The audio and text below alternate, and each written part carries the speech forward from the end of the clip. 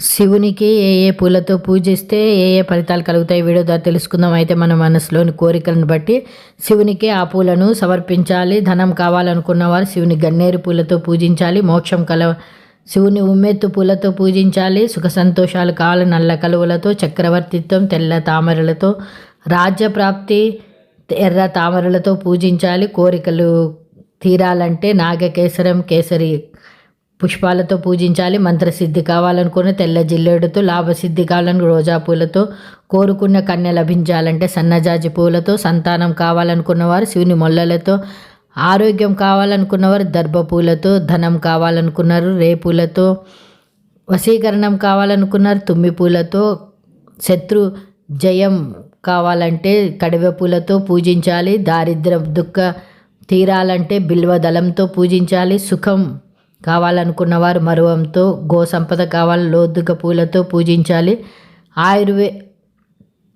మోదుగ పూలతో ఆరోగ్యాలు సంపాదించాలంటే మోదుగ బూరెలతో పూజించాలి. శివుణ్ణి తప్పకుండా ఈ పూల